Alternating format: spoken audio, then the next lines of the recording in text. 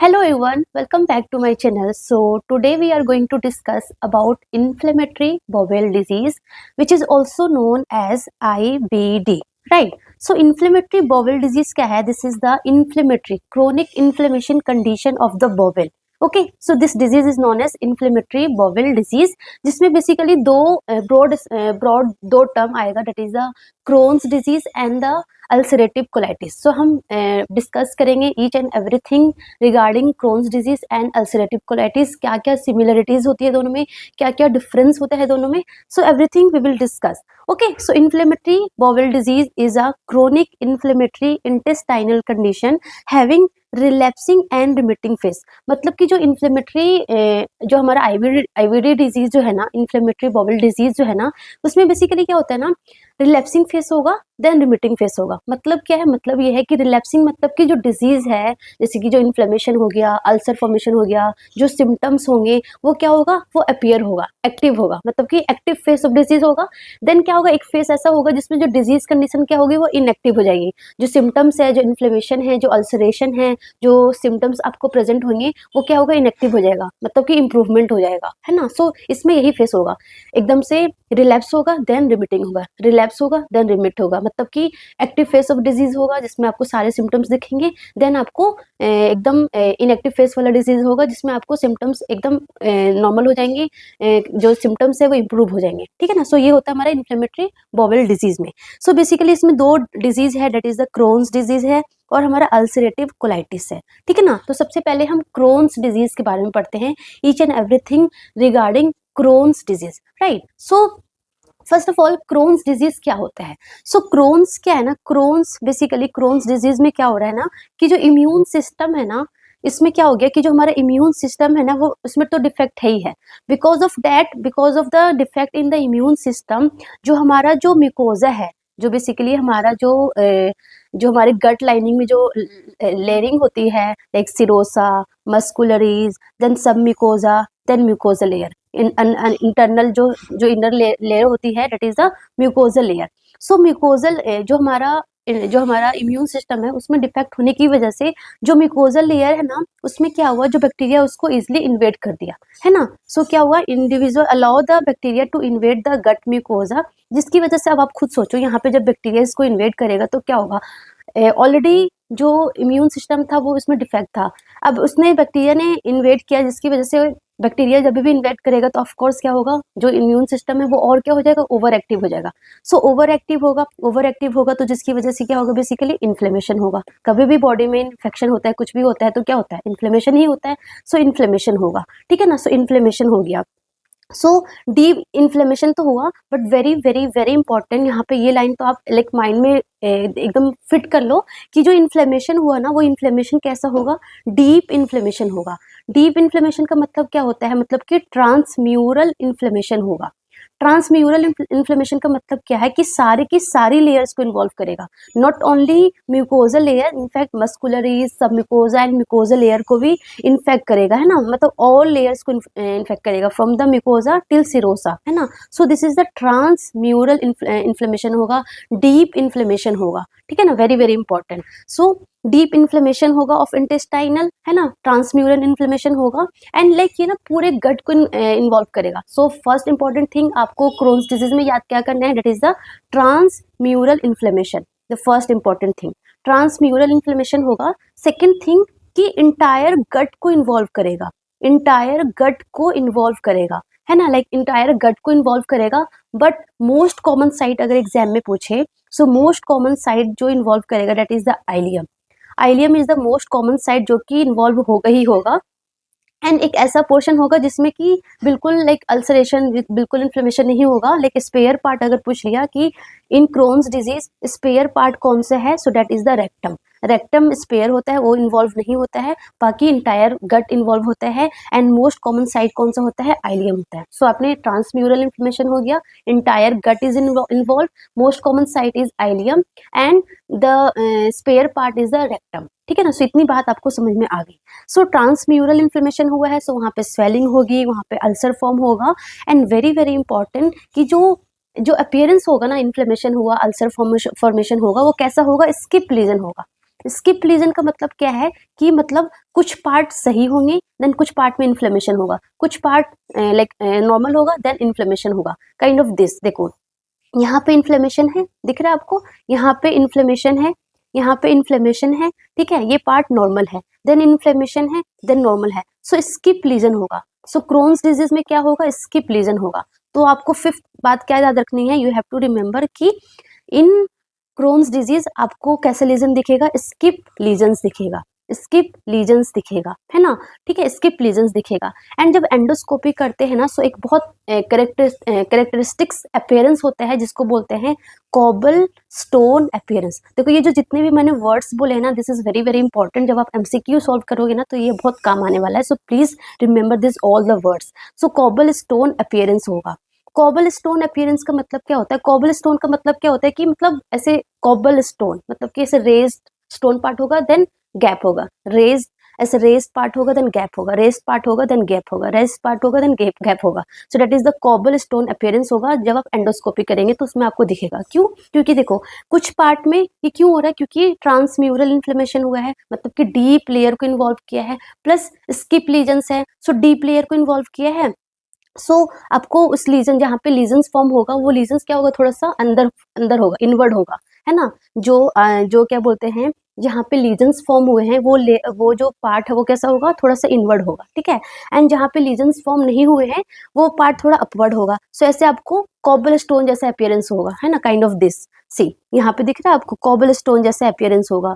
Uneven raised part होगा, then gap होगा, uneven raised part होगा, देन गैप होगा। So that is the cobble stone appearance surface, ठीक है ना। सो ये चीजें आपको दिखेगी। सो आपने क्या देखा, ट्रांसम्यूरल इन्वॉल्वमेंट है, ट्रांसम्यूरल इन्फ्लेमेशन है, इंटायर गट इन्वॉल्व है, but most common site is ileum and the spare part is the rectum. Third is the skip lesions होंगे, एंड द फोर्थ जब आप एंडोस्कोपी करेंगे तो आपको कॉबलस्टोन अपीयरेंस होगा, ठीक है ना। सो ये सारी चीजें होती है इन क्रोन्स डिजीज में। Then in the later stage में, मतलब कि कॉम्प्लिकेशन बोले, सो क्या क्या कॉम्प्लिकेशन हो सकता है, क्या क्या कॉम्प्लिकेशन हो सकता है ऑफ क्रोन्स डिजीज। सो देखो क्या हो सकता है, फिस्टूला फॉर्मेशन हो सकता है। देखो बेसिकली क्या हो रहा है कि जो लेयरिंग है, हमने क्या पढ़ा कि ट्रांसम्यूरल इन्फ्लेमेशन है, मतलब कि ऑल लेयर्स को इन्वॉल्व कर रहा है, सारी की सारी लेयर्स को इन्वॉल्व कर रहा है ना, सारी की सारी लेयर्स को इन्वॉल्व कर रहा है। तो क्या होगा कि फिस्टूला फॉर्म हो सकता है। फिस्टूला का मतलब क्या होता है, फिस्टूला का मतलब होता है abnormal connection, abnormal connection between the two organs, है ना। सो जैसे कि ये हमारा कोलोन है ना, यहाँ पे एंड यहाँ पे लेट सपोज हमारा ब्लैडर है। सो ब्लैडर और कोलोन में एबनॉर्मल कनेक्शन हो जाएगा। सो that is the fistula formation हो जाएगा, ठीक है ना, क्योंकि ट्रांसम्यूरल इन्फ्लेमेशन है ना, एकदम डीप लेयर तक वो इन्फ्लेमेशन गया है। सो वो इन्फ्लेमेशन एकदम डीप लेयर तक गया, यहाँ पे हमारा ब्लैडर है तो यहाँ पे एक फिस्टूला फॉर्म हो गया, दोनों के बीच में एक एबनॉर्मल कनेक्शन फॉर्म हो गया। सो फिस्टूला फॉर्म हो सकता है। उसके अलावा एब्सेस फॉर्म हो सकता है, क्योंकि अगेन सेम थिंग कि डीप लेयर तक इन्फ्लेमेशन हो गया है, डीप लेयर तक इन्फ्लेमेशन हो गया है, यहाँ पे बैक्टीरिया यहाँ तक इन्वेड कर गया है, यहाँ पे बैक्टीरियल है। सो यहाँ पे क्या होगा, बैक्टीरियल ग्रोथ होगा, सो वहाँ पे क्या होगा, एब्सेस फॉर्म हो जाएगा, पस का फॉर्मेशन हो जाएगा, है ना, पस पॉकेट फॉर्म हो जाएगा। सो एब्सेस फॉर्म हो सकता है, ठीक है। उसके अलावा फिसर्स हो सकते हैं। अगेन फिसर्स मतलब कि क्रैकिंग हो सकता है। सो डीप लेयर तक इन्फ्लेमेशन है तो वहाँ पे क्रैक फॉर्म होगा, है ना। सो फिसर्स हो सकता है। सो एबनॉर्मल कनेक्शन हो सकता है, पस फॉर्मेशन हो सकता है, क्रैक हो सकते हैं, ठीक है ना। ये हमारे कॉम्प्लिकेशन होते हैं ऑफ क्रोन्स डिजीज, ठीक है ना। उसके अलावा यहाँ पे क्या हो रहा है कि नॉर्मल फेस है, एक्टिव डिजीज, एक्टिव फेस हुआ, देन नॉर्मल हुआ, मतलब कि हीलिंग फेस है, देन डिजीज फेस है, हीलिंग फेस है, देन डिजीज फेस है। सो ये लाइक फाइब्रोसिस हो रहा है, वहाँ पे फाइब्रोसिस हो रहा है, मतलब इन्फ्लेमेशन हो रहा है, देन वहाँ पे स्कार टिश्यू डेवलप हो रहा है। सो धीरे धीरे क्या हो रहा है, वहाँ पे फाइब्रोज फॉर्म हो रहा है, फाइब्रोसिस हो रहा है, ठीक है ना। अब वहाँ पे स्कार टिश्यू मतलब वहाँ पे इन्फ्लेमेशन हो रहा है, अल्सर हो रहा है, देन वहाँ पे स्कार टिश्यू बन रहे हैं, देन वहाँ पे फाइब्रोसिस हो गया। सो वो एरिया क्या हो गया, वो एरिया थिक हो गया, वो एरिया थिक हो गया, वहाँ की जो फ्लेक्सिबिलिटी है वो भी क्या हो गई है, कम हो गई है, थिक हो गई है ना, हार्ड हो गई है। सो बिकॉज ऑफ दैट जो ल्यूमेन है, इंटेस्टाइन का जो ल्यूमेन है वो क्या हो जाएगा, नैरो हो जाएगा, नैरो हो जाएगा ना। सो बिकॉज ऑफ दैट क्या होगा, इंटेस्टाइनल ऑब्स्ट्रक्शन हो सकता है, इंटेस्टाइनल स्ट्रक्चर्स भी फॉर्म हो जाते हैं, है ना। सो स्ट्रक्चर्स फॉर्म हो सकते हैं। सो ये सारे कॉम्प्लिकेशन है, fistula formation, abscess formation, Fisher's हो गया, फाइब्रोसिस हो गया, इंटेस्टाइनल ऑब्स्ट्रक्शन हो गया। सो ये सारे हमारे क्या है, this all are the complication of Crohn's disease, ठीक है ना। एंड इसमें बेसिकली क्या हो रहा है, इन्फ्लेमेशन हो रहा है एंड वहाँ पे अल्सरेशन फॉर्म हो रहा है। एंड वो कैसा है, इन्फ्लेमेशन कैसे है, ट्रांसम्यूरल है। कहाँ पे ज़्यादा मोस्ट कॉमन साइट क्या है, आइलियम है, ठीक है ना। स्पेयर पार्ट क्या है, रेक्टम है। सो ये चीज़ें आपको इतनी समझ में आ गई, 5 से 6 चीज़ें बस आपको याद करनी है। सो इतना बात आपको समझ में आ गया। Then coming to the next thing is that कि क्लिनिकल फीचर्स की क्या क्या, मतलब बेसिकली प्रॉब्लम क्या क्या देखने को मिलेगा पेशेंट में। So the most important thing is the colicky pain मिलेगा, मतलब कि जैसे ही कॉलिकी पेन होगा, एब्डोमिनल टेंडरनेस होगा, स्पैजम होगा, जैसे ही मतलब मील लिया, मतलब कि वो डिजीज एक्टिव फेस में है, पेशेंट का इन्फ्लेमेशन हो रखा है, अल्सरेशन फॉर्म हो रखा है। सो जैसे ही पेशेंट मील लेगा ना, सो एकदम से सडन इंटेंस पेन होगा, सडन इंटेंस पेन होगा। So that is known as colicky pain. And then pain एकदम सबसाइड हो जाएगा, पेन एकदम सही हो जाएगा। Then again sudden intense pain होगा, so that is known as colicky pain, ठीक है ना। उसके अलावा एब्डोमिनल टेंडरनेस और स्पैजम भी होता है। सो जैसे ही मील लिया, पेन एकदम से हुआ, सो पेशेंट क्या करेगा कि वो ट्राई करेगा फूड को अवॉइड करना, क्योंकि पेन खाने से उसको पेन हो रहा है, तो ऑफकोर्स हम क्या करेंगे, अगर खाने से आपको पेन होगा तो आप ऑफकोर्स खाना बंद करोगे ना, खाना कम खाना चाहोगे, ठीक है ना। सो because of that weight loss होता है, ठीक है ना, मेल न्यूट्रिशंस भी होते हैं और सेकेंडरी अनीमिया भी होता है, ठीक है ना। सो ये सब कुछ आपको क्रोन्स डिजीज में देखने को मिलेगा। उसके अलावा आइलियम, बेसिकली आइलियम जो डैमेज हो रखा है, आइलियम डैमेज हो रखा है। सो आइलियम बेसिकली क्या करता था, एब्जॉर्प्शन में हेल्प करता है ना, बाइल एसिड को एब्जॉर्ब करने में हेल्प करता है। सो क्या होगा, बाइल एसिड डायरिया होगा, मतलब डायरिया मतलब लूज स्टूल होंगे एंड उसमें बाइल एसिड एक्सक्रीट होगा, ठीक है ना। उसके अलावा फैट का एक्सक्रीशन भी होगा through the stool, that is known as steatorrhoea. So bile acid diarrhoea होगा, स्ट्यूटोरिया होगा, ठीक है ना। उसके अलावा अगर ब्लड वेसल्स अफेक्ट होगा, ऑफ कोर्स, क्योंकि मस्कुलरी मतलब सिरोसा, सब म्यूकोजा, म्यूकोजल लेयर, म्यूकोजल और सब म्यूकोजल लेयर भी अफेक्टेड है। सो वहाँ पे जो ब्लड वेसल्स है वो भी अफेक्ट होगा। सो वो भी फ्रेजाइल हो जाएगा, वो भी इन्फ्लेम्ड होगा, फ्रेजाइल होगा। सो वो भी क्या हो जाएगा, रप्चर होंगे। सो वहाँ से क्या होगा, ब्लीडिंग होगा। सो आपको ब्लड में आपको फ्रेश, सॉरी, स्टूल में आपको फ्रेश ब्लड दिखेगा। So that is known as haematochezia, है ना, fresh blood in the stool. So haematochezia देखने को मिलेगा। उसके अलावा very very important, toxic megacolon भी देखने को मिलता है। सो टॉक्सिक मेगाक्लोन बेसिकली क्या है, कॉम्प्लिकेशन है। सो टॉक्सिक मेगाक्लोन में क्या होता है ना, जो हमारा इंटेस्टाइन है ना, देखो क्या हो गया, यहाँ पे इन्फ्लेमेशन हो रहा है, अल्सर फॉर्म हो रहा है। सो बिकॉज ऑफ दैट जो कोलोन की जो पेरिस्टालसिस है, जो स्पैजम, जो कॉन्ट्रैक्ट रिलैक्स हो रहा था, वो अल्टर हो जाएगा, वो अल्टर हो जाएगा। सो बेसिकली जो कोलोन है वो क्या हो जाएगा, डायलेटेड हो जाएगा। अब वो डायलेटेड हो गया है, पेरिस्टालसिस नहीं हो रहा है, तो उसके अंदर स्टूल, फीकस, जो भी चीजें हैं, जो भी टॉक्सिक मटेरियल है, वो उसी के अंदर रहेगा, वो आगे नहीं जा पाएगा, है ना। अब वो उसी के अंदर रहेगा और इन्फ्लेमेशन होगा। एंड जो हमारी मस्कुलर लेयर है वो थिन हो जाएगी। एंड वो रप्चर अगर हो गई, परफोरेट हो गई, रप्चर हो गई, सो वो टॉक्सिक मटेरियल पूरी बॉडी में जाएगा। सो शॉक भी हो सकता है। सो जो टॉक्सिक मेगाक्लोन है ना, this is the emergency condition, this is the emergency condition. Patient can go into shock, can go into death, में डेथ भी हो सकती है पेशेंट की, ठीक है ना। सो टॉक्सिक मेगाक्लोन क्या होता है, जो बॉवेल लूप है ना, वो more than 6 centimetre in size हो जाता है। एंड उसके अंदर ही सारे के सारे फिकस मैटर, टॉक्सिक मटेरियल उसी के अंदर ही रहने लग जाते हैं, क्योंकि पेरिस्टालसिस ही नहीं हो रहा, तो ऑफकोर्स कैसे वो आगे जाएगा, है ना। So that is a toxic megacolon, मतलब कि जो क्लोन है वो मेगा हो गया है, बड़ा हो गया है, एंड उसके अंदर टॉक्सिक भर गया है, ऐसे याद करना।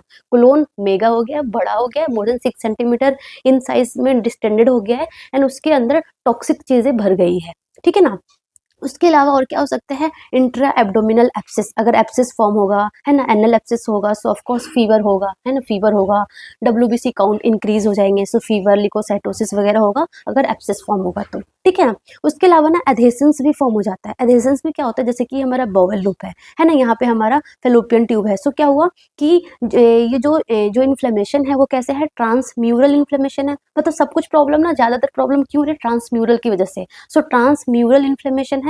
सो सिरोसा लेयर तक, मतलब सिरोसा जो हमारा ऊपर आउटर लेयर होती है ना, वहां तक इन्फ्लेमेशन हो जाएगा। और सिरोसा में जब इन्फ्लेमेशन होगा तो वहां से फाइब्रिन रिलीज होगा। एंड फाइब्रिन कैसा होता है ना, थोड़ा स्टिकी होता है, ग्लू सा होता है। सो वो क्या करेगा, जो अगल बगल का जो ऑर्गन्स है ना, उससे जाके स्टिक हो जाएगा। सो अधेशंस फॉर्म हो जाएगा, मतलब कि चिपक जाएगा। सो अगर लेट्स सपोज अगर बॉवेल और फेलोपियन ट्यूब अधेशंस हो गया तो क्या होगा, इनफर्टिलिटी देखने को मिलती है। सो लाइक क्रोन्स डिजीज में ना इनफर्टिलिटी भी देखने को मिलती है बिकॉज ऑफ दिस अधेशंस, ठीक है ना।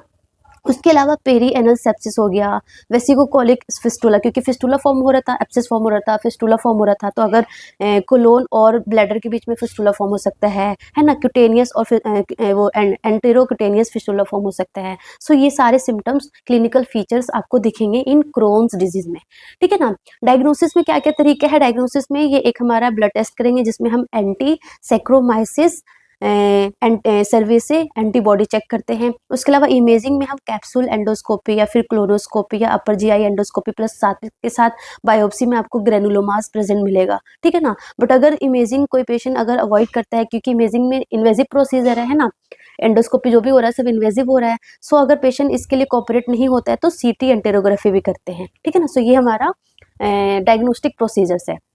अगर हम ट्रीटमेंट की बात करें, सो ट्रीटमेंट में जो बेसिकली क्या हो रहा है, इन्फ्लेमेशन हो रहा है, तो हम क्या देंगे? स्टेरॉइड्स देंगे। सो ड्रग ऑफ चॉइस क्या है? Drug of choice for Crohn's disease is the steroids. Steroids is the drug of choice. Second drug of choice क्या होगा? मेसेलामाइन। मेसेलामाइन क्या है? इन्फ्लेमेशन को रिड्यूस बेसिकली कर रहा है, ठीक है ना। सो इन्फ्लेमेशन को रिड्यूस कर रहा है। सो स्टेरॉइड्स हो गया, मेसेलामाइन हो गया, प्लस और हमने क्या पढ़ा था कि बाइल एसिड डायरिया हो रहा है। सो बाइल एसिड डायरिया को प्रिवेंट करने के लिए हम क्या देंगे?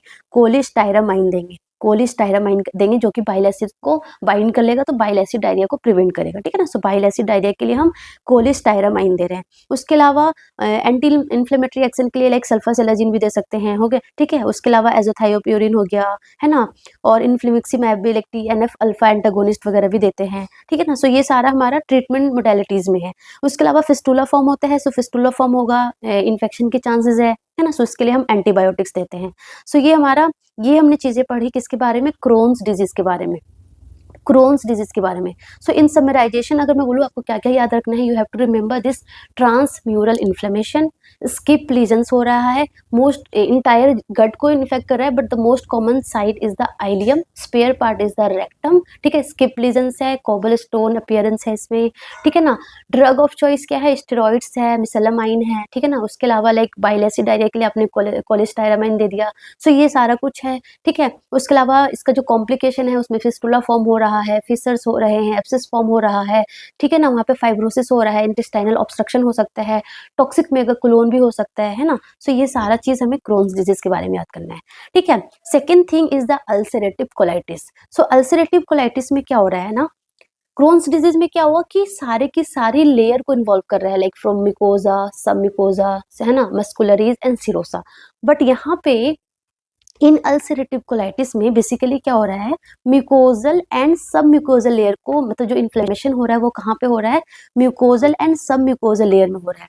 एंड वहां पे हमने क्या पढ़ा था कि इंटायर गट को अफेक्ट कर रहा है ना, पूरे गट को अफेक्ट कर रहा है, लाइक कहीं पे कहीं कुछ कुछ पार्ट को छोड़ के, जैसे यहाँ पे कर रहा है, देन स्किप लीजन्स आ रहे हैं, देन थोड़ा सा पार्ट इन्फ्लेमेशन है, थोड़ा सा सही है, थोड़ा सा हील पार्ट है, थोड़ा सा इन्फ्लेमेशन वाला पार्ट है।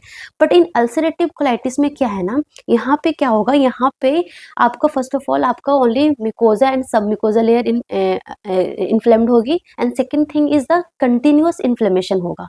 एंड मोस्टली कहाँ से स्टार्ट होगा? रेक्टम से स्टार्ट होगा एंड अपवर्ड की तरफ प्रोसीड करेगा, एंड लाइक इंटायर गट को नहीं करेगा, ओनली रेक्टम को बेसिकली ये करता है ना, लाइक फ्रॉम नीचे से थोड़ा ऊपर जाएगा, एंड ये कंटिन्यूअस होगा, स्किप लीजन्स नहीं होंगे यहाँ पे। सो ये बेसिकली डिफरेंस है यहाँ पे। सो अल्सरेटिव कोलाइटिस क्या है? This is the recurrent ulceration and inflammation disease of mucosal and submucosal layer of colon and rectum, ठीक है ना। सो यहाँ पे क्या हो रहा है, यहाँ पे पार्शियल थिकनेस है, वहाँ पे क्या था? फुल थिकनेस था। ट्रांसम्यूरल इन्फ्लेमेशन था तो फुल थिकनेस था, बट यहाँ पे पार्शियल थिकनेस है क्योंकि ओनली मिकोजा एंड सब मिकोजा इन्वेड है, सो ओनली पार्शियल थिकनेस है। एंड पेनकोलाइटिस है, मतलब लेकिन रेक्टम एंड कोलोन लाइक पूरा कंटिन्यूअस इन्फ्लेम्ड है, राइट, कंटिन्यूअस इन्फ्लेमेशन है, स्किप लीजन्स नहीं है, कंटिन्यूअस इन्फ्लेमेशन है एंड डीप नहीं है। लाइक इन क्रोन्स डिजीज बहुत डीप था, स्किप लीजन्स था, बट यहाँ पे कंटिन्यूअस इन्फ्लेमेशन है और पार्शियल थिकनेस है, ठीक है ना। उसके अलावा यहाँ पे ना सीडोपॉलिप्स लगता है, सीडोपॉलिप्स फॉर्म होता है। तो सीडोपॉलिप्स क्या होता है?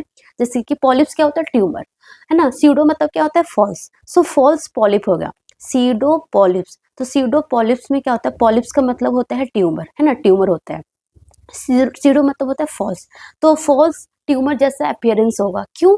क्योंकि बेसिकली क्या हो रहा है ना यहाँ पे like repeated cycle of like ulceration हो रहा है देन हीलिंग फेस हो रहा है। ये तो होगा ही होगा कि रिमिशन और रिलैप्सिंग और रिमिशन फेस हो रहा है। सो अल्सर हो रहा है देन हीलिंग हो रहा है, अल्सर हो रहा है देन हीलिंग हो रहा है। सो म्यूकोजा इन्फ्लेम्ड हो रही है, वहाँ पे अल्सर फॉर्म हो रहा है, then some area of mucosa remain intact, है ना। सो यहाँ पे जैसे कि देखो क्या हुआ, यहाँ पे म्यूकोजा इन्फ्लेम्ड हुई, यहाँ पे अल्सर फॉर्म हुआ, है ना, एंड कुछ एरिया जो है यहाँ पे वो इंटैक्ट है। सो बिकॉज ऑफ डैट कुछ अल्सरेटेड एरियाज है ना, जो अल्सरेटेड एरियाज है वहाँ पे रीजनरेशन होगा, जो म्यूकोजा है वो रीजनरेट करेगी, रीजनरेट करके वहाँ पे लाइक नॉर्मल फेस हो जाएगा, नॉर्मल म्यूकोजा बन जाएगी। सो नॉर्मल म्यूकोजा बन जाएगी। सो बिकॉज ऑफ डैट ना, एंड कुछ लाइक नॉर्मल पार्ट रहेगा, नॉर्मल टिश्यूज रहेगा। सो बिकॉज ऑफ डैट आपको ना ऐसे पॉलिप फॉर्म जैसा दिखेगा, दिख रहा है आपको यहाँ पे पॉलिप जैसा दिखेगा, है ना। सो यहाँ पे आपको सीडोपोलिप्स दिखेगा, बट इन क्रोन्स डिजीज में ना सीडोपोलिप्स नहीं दिखता है, यहाँ पे दिखता है सीडोपोलिप्स, ठीक है ना। सो ये आपको याद रखना है, पार्शियल थिकनेस और यहाँ पे क्या बोलते हैं सीडोपोलिप्स रहेगा, ठीक है। एंड यहाँ पे लाइक कंटिन्यूस होगा, रेक्टम से लाइक अपर की तरफ प्रोसीड करेगा, बट इंटायर गट इन्फ्लेम नहीं होगी यहाँ पे, ठीक है ना।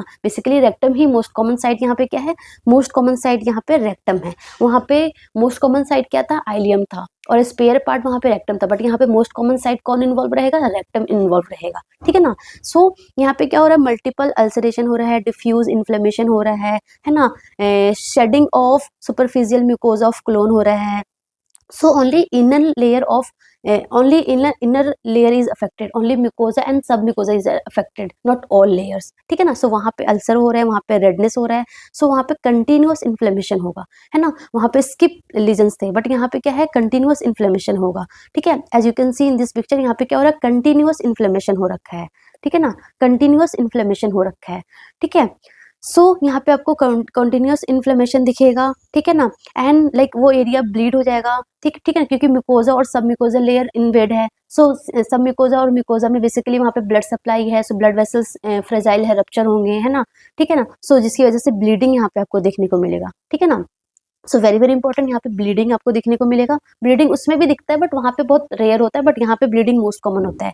बाकी पस फॉर्म यहाँ पे भी हो सकते हैं, एंड देन कोलोन क्या हो जाएगा, थिक और वीक हो जाएगा, ठीक है ना। फिर उसके बाद कोलोन थिक हो गया, वीक हो गया, सो इन द लेटर स्टेज में क्या हो सकता है, फिस्टूला फॉर्म हो सकता है, ऑब्स्ट्रक्शन हो सकता है, फिसर्स हो सकते हैं, but this is very rare. Fistula, obstruction और फिसर्स जो फॉर्म है ना, क्रोन्स डिजीज में ज्यादा कॉमन होता है, but in in ulcerative colitis में ये थोड़ा रेयर होता है। क्यों? क्योंकि यहाँ पे जो डीप इन्फ्लेमेशन नहीं है, वहाँ पे डीप इन्फ्लेमेशन की वजह से बेसिकली फिसर्स और एब्सेस और हमारा फिस्टुला फॉर्म हो रहा था, बट यहाँ पे तो डीप इन्फ्लेमेशन नहीं है ना, इसलिए यहाँ पे ये बहुत रेयर है, fistula obstruction and fissure formation, ठीक है ना। सो बिकॉज ऑफ डैट यहाँ पे क्लिनिकल फीचर्स आपको क्या देखेंगे, पेनलेस ब्लडी डायरिया होगा। डायरिया होगा क्योंकि देखो बेसिकली जो रेक्टम है, रेक्टम क्या करता है, बेसिकली वाटर एब्जॉर्प्शन में हेल्प करता है। सो रेक्टम इन्वॉल्व है, रेक्टम डैमेज हो रखा है, इन्फ्लेम्ड हो रखा है, तो वाटर को अच्छे से एब्जॉर्ब नहीं करेगा, तो डायरिया होगा। प्लस ब्लडी होगा क्योंकि वहाँ पे जो ब्लड वेसल्स है वो फ्रेजाइल होगी, जो हमारा कैपिलरीज है वो लीकेज होगी, है ना, सो रप्चर हो जाएगी, सो बिकॉज ऑफ डैट ब्लडी होगा। और पेनलेस क्यों होगा, क्योंकि म्यूकोजा और सब म्यूकोजल लेयर इन्वेड है। सो म्यूकोजल और सब म्यूकोजल में बेसिकली जो पेन रिसेप्टर्स है वो कम होते हैं, सो पेन रिसेप्टर्स कम है, इसलिए आपको बेसिकली पेनलेस ब्लडी डायरिया होगा। एंड वो जो पेनलेस ब्लडी डायरिया होगा वो 10 to 15 टाइम्स पर डे होगा, तो इतना ज्यादा होता है, ठीक है ना। एंड अब आप खुद से सोचो कि इतना ज्यादा पेनलेस ब्लडी डायरिया होगा तो ऑफकोर्स अनीमिया होगा, क्योंकि इतना ज्यादा ब्लड का लॉस हो रहा है, सो अनीमिया देखने को मिलेगा। उसके अलावा प्रोटीन लूज होगा through stool, so protein losing enteropathy होगा, so because of that albumin कम होगा तो पफी आईज दिखेगा आपको, ठीक है ना। एंड उसके अलावा toxic megacolon, this is very very important. Toxic megacolon हमने पढ़ा था क्रोन्स डिजीज में भी एंड अल्सरेटिव कोलाइटिस में भी, सो दोनों में होते हैं, बट मोस्ट कॉमन आपसे अगर पूछे कि इंसिडेंस जो है, इंसिडेंस ऑफ टॉक्सिक मेगाकोलोन ज्यादा कहाँ देखने को मिलता है, सो अल्सरेटिव कोलाइटिस में incidence of toxic megacolon is more than Krones disease, ठीक है ना। सो ये आपको पता होना चाहिए। सो टॉक्सिक मेगाकोलोन होगा and this is the emergency condition, आपको फटाफट कुछ एक्शन लेना होता है वरना पेशेंट की डेथ हो सकती है, ठीक है ना। उसके अलावा मैलिग्नेंसी भी हो सकता है, कैंसर भी फॉर्म हो सकता है। सो कैंसर फॉर्मेशन दोनों में इक्वल है, क्रोन्स डिजीज में भी हो सकता है और अल्सरेटिव कोलाइटिस में भी हो सकता है, ठीक है ना। लास्ट में एक टेबल में अच्छे से समराइज कर दूंगी। सो ये हमारा क्लिनिकल फीचर्स होगा, ठीक है। उसके बाद वर्कअप में अगेन इन्वेस्टिगेशन ऑफ चॉइस हमारा क्या होगा, कोलोनोस्कोपी करेंगे, उसमें आपको प्रोक्टाइटिस दिखेगा, इन्फ्लेमेशन ऑफ क्या बोलते हैं रेक्टम दिखेगा, प्लस बायोप्सी भी ले सकते हैं, तो बायोप्सी में आपको ग्रेनुलोमास प्रेजेंट होंगे, ठीक है ना। उसके अलावा सिटी एंटीरोग्राफी भी कर सकते हैं, ठीक है ना। उसके अलावा जो anti neutrophilic cytoplasmic antibody level जो है वो एलिवेटेड होगा, ठीक है ना।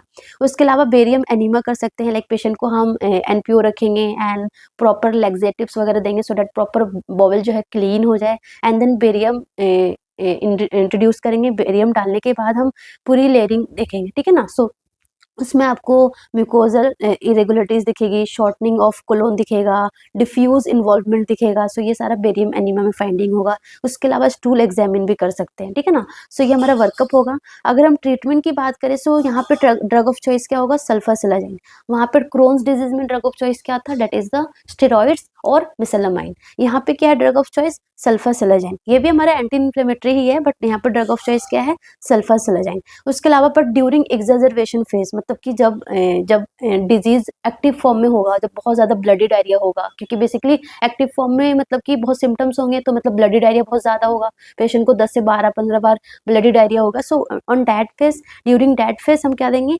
ब्यूडीसोनाइड का एनीमा देते हैं, ठीक है ना। उसके अलावा इन्फ्लिक्सीमैब हो गया, है ना, मोनोक्लोनल एंटीबॉडीज हो गया। सो ये हमारा मैनेजमेंट हो गया।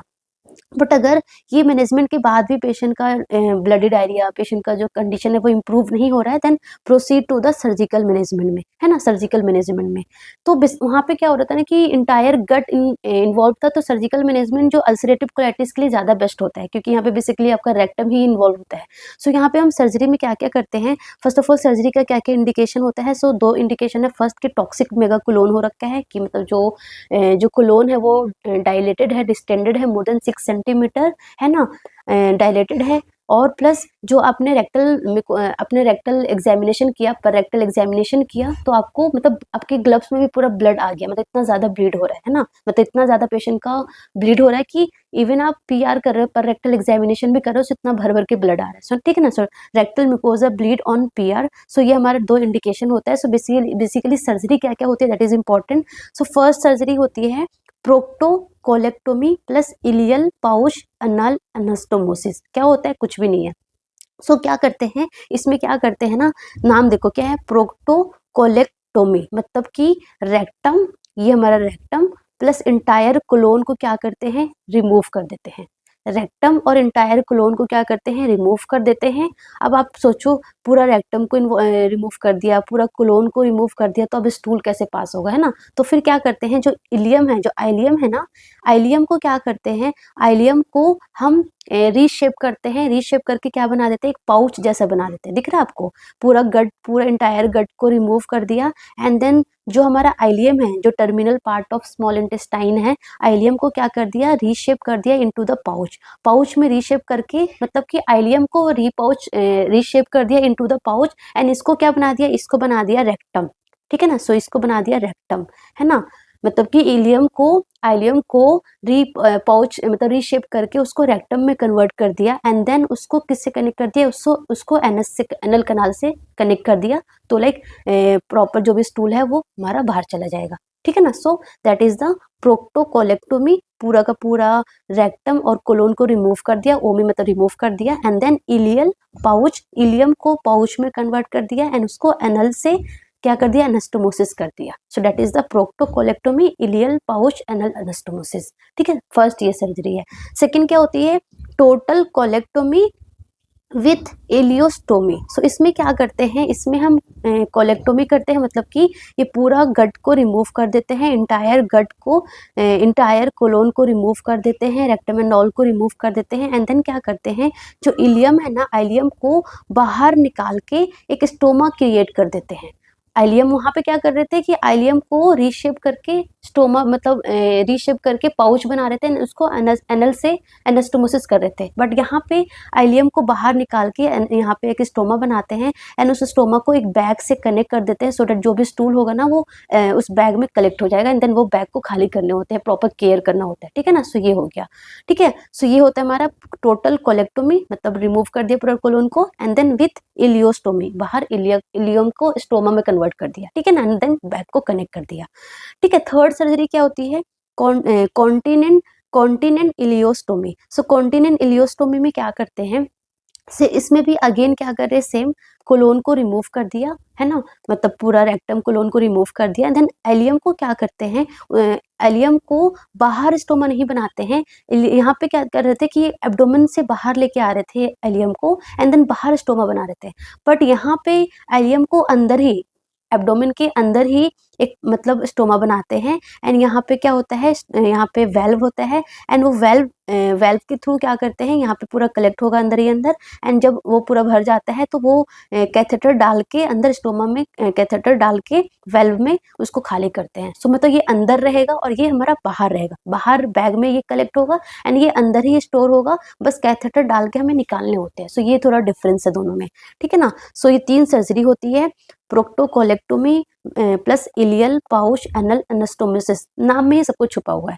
टोटल कोलेक्टोमी, कोलोन को रिमूव कर दिया विद इलियोस्टोमी, इलियोस्टोमी बाहर कर दिया एब्डोमेन के बाहर। कॉन्टिनेंट इलियोस्टोमी जो अंदर ही करेंगे एंड वो कैथेटर के थ्रू रिमूव करेंगे। तो मतलब ये ऐसे बाहर दिखेगा नहीं आपको इतना, बट यहाँ पे से बैग वैग एंड ऑल सब बाहर होगा, बदबू भी बहुत ज्यादा आती है, स्मेल आती है ना। सो ये सारा चीजें हो गया। उसके अलावा एक और इम्पोर्टेंट चीज क्या है इन इन्फ्लेमेटरी बॉवल डिजीज में, कि इन्फ्लेमेटरी बॉवल डिजीज में हमने पढ़ लिया क्रोन्स डिजीज और अल्सरेटिव कोलाइटिस, ठीक है ना। उसमें बेसिकली जो भी इंटेस्टाइनल मैनिफेस्टेशन था वो हमने सब कुछ पढ़ लिया, लाइक फिस्टुला फॉर्मेशन, एब्सिस हो गया, टॉक्सिक मेगाकोलोन हो गया, फाइब्रोसिस हो गया, इंटेस्टाइनल ऑब्स्ट्रक्शन हो गया। सो इंटेस्टाइनल प्रॉब्लम तो है ही, बट जो इन्फ्लेमेटरी बॉवल डिजीज है ना उसमें आपको एक्स्ट्रा इंटेस्टाइनल मैनिफेस्टेशंस भी देखने को मिलते हैं, है ना। सो एक्स्ट्रा इंटेस्टाइनल मैनिफेस्टेशंस में क्या क्या होता है, जैसे कि arthritis, the most common extra intestinal manifestation is the arthritis, inflammation of the joint. And वो जो अर्थराइटिस है ना वो माइग्रेट हो जाएगी, मतलब कि मल्टीपल जॉइंट्स को इन्वॉल्व कर सकती है। So that is the migratory poly arthritis हो सकता है and that is the most common. उसके अलावा लाइक हमारे हिपैटोबिलियरी को भी इन्वॉल्व कर सकते हैं। सो उसकी वजह से क्या हो सकता है, प्राइमरी स्क्लेरोसिंग कोलेंजाइटिस, मतलब क्या होगा, तो जो बाइल डक्ट है ना वो बाइल डक्ट में इन्फ्लेमेशन होगा। सो वो पार्ट क्या हो जाएगी, नैरो हो जाएगी एंड बिकॉज ऑफ दैट जो लीवर से जो बाइल एसिड आएगी ना वो आगे आ नहीं पाएगी, तो वो कहाँ कलेक्ट होने लग जाएगी, लीवर में ही कलेक्ट होने लग जाएगी and because of that liver में ही वो रहेगी। सो उसकी वजह से क्या हो जाएगा, लीवर में क्रोनिक लीवर डिजीज या फिर सिरोसिस ऑफ लीवर हो सकता है। So primary sclerosing cholangitis. उसके अलावा कुछ स्किन मैनिफेस्टेशंस भी देखने को मिलते हैं, जैसे कि रिथेमा नोडोसम, जिसमें कि आपको पेनफुल रेड टेंडर लंप दिखेगा स्किन के अंदर, है ना। सो ये डर्मेटोलॉजिकल मैनिफेस्टेशंस होता है। उसके अलावा क्लबिंग हो गया, ऑस्टियोपोरोसिस हो गया, आई में आपको स्क्लेराइटिस दिखने को मिलेगा। सो ये सारा आपको एक्स्ट्रा इंटेस्टाइनल मैनिफेस्टेशंस भी इन्फ्लेमेटरी बाउल डिजीज में देखने को मिलता है, ठीक है ना। उसके बाद एक छोटा सा अगर मैं टेबल बताऊं कि अल्सरेटिव कोलाइटिस में क्या चीजें ज्यादा देखने को मिलती है comparison to Crohn's disease. So toxic megacolon plus PSC, that is the primary sclerosing cholangitis, ये दोनों चीज अल्सरेटिव कोलाइटिस में ज्यादा देखने को मिलती है कंपैरिजन टू क्रोन्स डिजीज। दोनों में ही मिलती है बट ज्यादा इंसिडेंस कहाँ ज्यादा देखने को मिलता है, अल्सरेटिव कोलाइटिस में, ठीक है। Then incidence of malignancy and death दोनों में कॉमन है, like ulcerative colitis and Crohn disease दोनों में मैलिग्नेंसी एंड डेथ दोनों में इक्वल कॉमन है ना, दोनों के इंसिडेंस सेम है, ठीक है ना। उसके अलावा कुछ जो हमारे एक्स्ट्रा इंटेस्टाइनल मैनिफेस्टेशंस है ना, जैसे कि आर्थराइटिस हो गया, डर्मेटोलॉजिकल लाइक रेथेमा नोडोसम हो गया, क्लबिंग हो गया, ऑस्टियोपोरोसिस हो गया, ये ज्यादा इंसिडेंस कहाँ देखने को मिलते हैं, क्रोन्स डिजीज में। Comparison to ulcerative colitis Crohn's disease में ज्यादा देखने को मिलते हैं, वैसे दोनों में ही देखने को मिलते हैं बट क्रोन्स डिजीज में थोड़ा ज्यादा देखने को मिलता है, ठीक है ना। सो ये हो गया। अगर मैं दोनों को डिफरेंस बता दूं सिंपल वर्ड में, तो क्रोन्स डिजीज में क्या था कि entire gut is affected, but in ulcerative colitis में only colon and most common rectum is involve, right.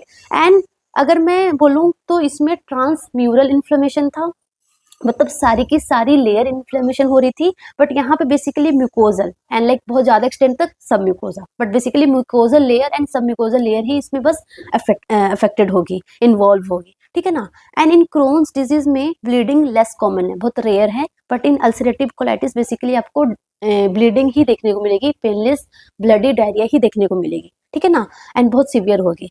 और हमारा जो क्रोन्स डिजीज है उसमें आपको स्किप लीजन्स होंगे, कोबलस्टोन अपीयरेंस होगा, but in ulcerative colitis skip lesion नहीं होता है, कंटिन्यूअस लीजन्स होते हैं, कंटिन्यूस इन्फ्लेमेशन होता है, यहाँ पे आपको कोबुलोस्टोन अपीयरेंस देखने को नहीं मिलेगा।